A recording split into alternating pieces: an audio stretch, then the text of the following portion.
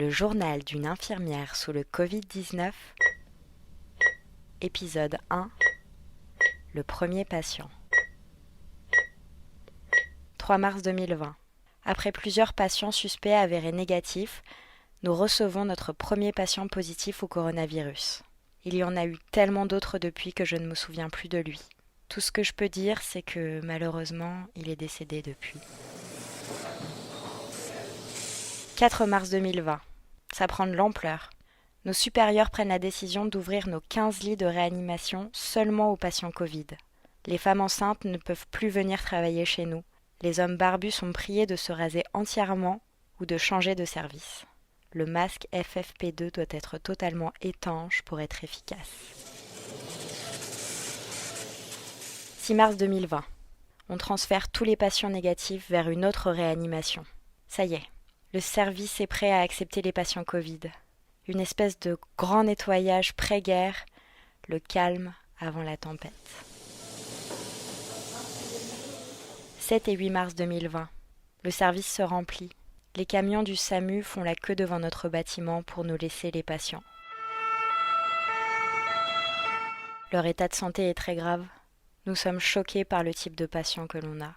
On nous avait dit « ils auront une santé de base fragile, des antécédents médicaux et ils seront vieux ».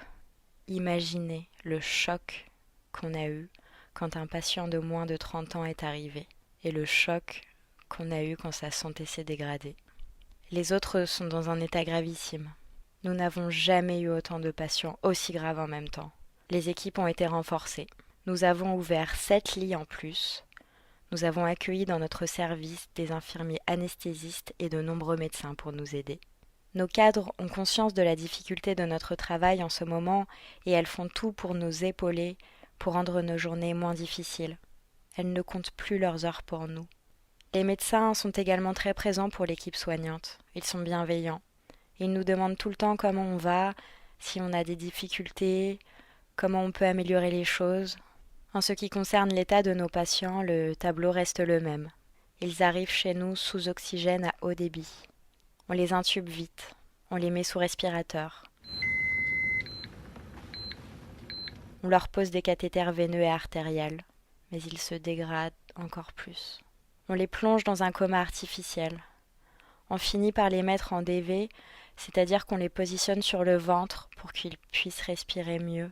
Pour les plus graves, on leur met l'ECMO, une machine qui oxygène le sang à la place des poumons. Et pour des raisons inexpliquées pour le moment, le virus semble avoir des répercussions sur les reins. On est souvent obligé de les dialyser avec une machine qui filtre le sang à la place des reins. Malgré toutes ces machines et tous ces traitements, leur état ne semble pas s'améliorer. Face à l'épidémie du Covid-19, le gouvernement appelle à la mobilisation générale des solidarités. La réserve civique est un espace d'engagement ouvert à tous. Que l'on soit bénévole dans l'âme, habitué depuis toujours des missions associatives, que l'on ait à cœur pour la première fois de donner un peu de temps et d'énergie, parce que cette guerre sanitaire est sans précédent, parce qu'elle nous concerne toutes et tous, et parce que nous voulons la gagner, ensemble. Rendez-vous sur jeveuxaider.gouv.fr.